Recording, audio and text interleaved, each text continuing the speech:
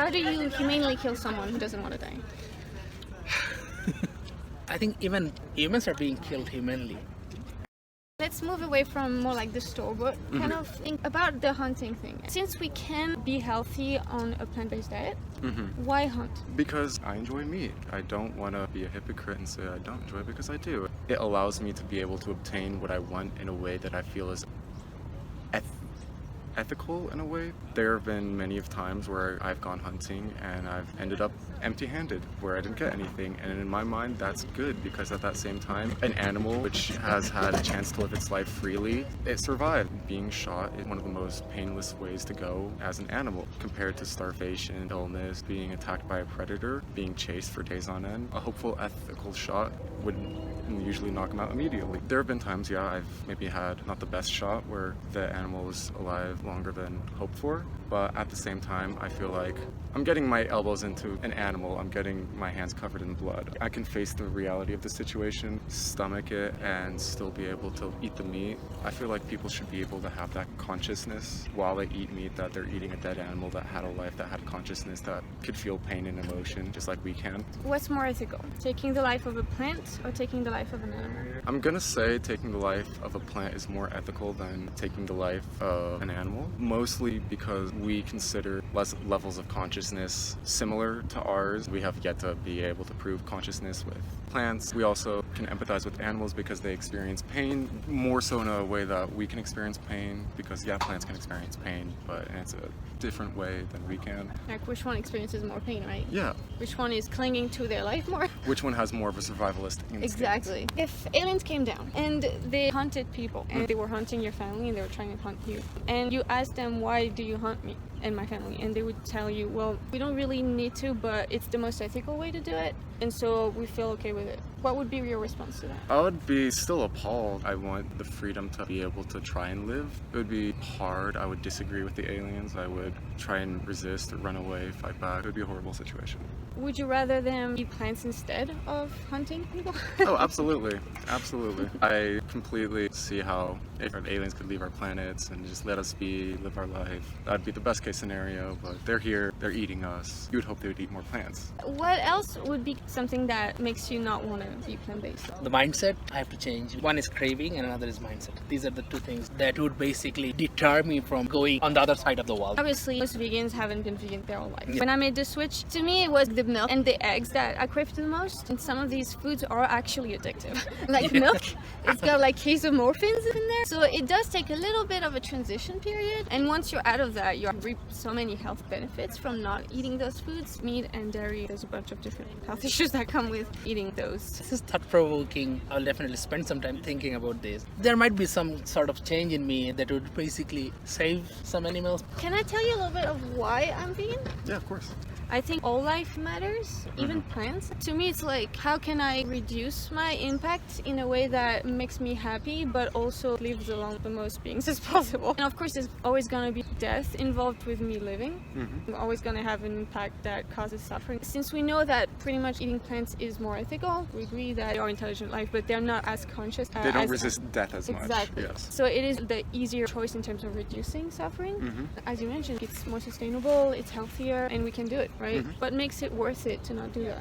It depends. When growing mass amounts of agriculture and growing soy, wheat, rice, or some sort of grain derivative, there's still going to be an implement of animal death involved, in whether it's purging a field of rodent life, any type of fox. You poison the ground first by means of fire or any other pesticide, killing pretty much hundreds of smaller rodents in the process. You have to weigh out those costs as well. There's a part of death involved with growing those plants. If you go back to the whole idea of aliens coming down here, you would hope they eat plants instead of us. But what if they clear all of our forests, kill all the animals so they can grow their farms? There's like 80 billion land animals, farm animals on the planet right now. And there's 8 billion people.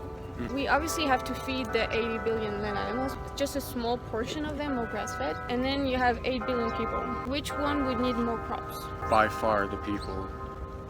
When we feed animals, we usually give them some amalgamation of pulp, leftover scraps, whatever we can give them.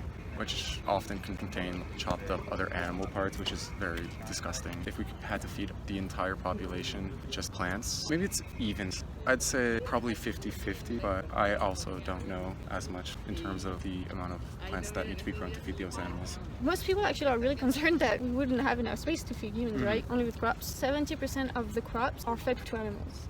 There's been estimates that if we cut animal agriculture, hypothetically, out, we would have 75% of the land that we use for crops cleared. So much space we can rewild and everything. It ties into the thing that you said, the crop deaths. Obviously, as a vegan, I hate that. The thing that is being worked on right now is something that's called Veganic Agriculture. It's a type of agriculture that tries to reduce this as much as possible. There will always be accidents, right? In any industry, in construction, for example, per year there's amounts of deaths. These industries, they try to reduce them as much as possible so that people are safe and stuff. This is kind of the same idea. It's never gonna be like a net zero, right? But we have to, and we can strive to be better, right? Always. Yeah. I think, yeah, reducing the amount of casualties and the amount of death overall is what we should strive to do. These animals, 80 billion, right? That's a lot. Produce a huge amount of methane too. Oh yeah, methane is considered to be actually more dangerous short term for us. It's worse for the environment, yeah. It's worse than CO2 because it doesn't get digested as much from plants. It kind of just remains in the atmosphere. If you could live in a world where you have to pay for humans to be killed, animals to be killed, or plants to be killed, which world would you want to live in? Not the first one for sure. Difficult. It's difficult. Yeah, it is difficult for me. At this point, it is difficult for me. It is so straightforward, the question. The way you showed me, if those animals were killed that way, then I will not live in that world. The way I saw in my life, the way animals were a part of the family, and then at a point of time they were killed. If that's an option, then I would probably go in that world. If that's not an option, if this is the option that you were talking about, then I will not go to this one. Rather, I'll choose the world where plants are killed. How do you humanely kill someone who doesn't want to die? I think even humans are being killed humanly at some point. Yeah. Oh, do you mean At the very last stage of life. euthanasia? My grandmother was bedridden for 6-7 months, and the doctor proposed to her children, do you want to let her suffer or do you want to discontinue? Once the animal gets old and then you slaughter it, it is kind of abuse because you were letting it live maybe 5 days or 5 weeks less. But that's probably more humane than what you showed me, but not absolutely humane. Would it be in the best interest of the animal? Are they sick or are they not sick? Either they're old or sick. I don't have an issue with euthanasia. If like an animal is in so much pain and there's no fixing it, of course I would rather kill them because that would be in my best interest as well if that was the case, right? But if someone is old, obviously we're not gonna go just shoot them because they're old. Yeah, that's what I said. That it's not 100% humane. Yeah, I mean, basically, ultimately, we're going to consume it. That's your purpose. I mean, from my point of view, that's my purpose to consume it. But by letting it live as long as possible. My definition of humane is different, and yours is a pure definition. You don't consider mine as a humane, right?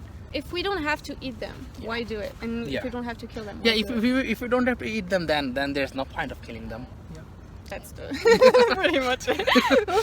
If people like us who care about the world being better, if we don't make change, who is gonna? No one.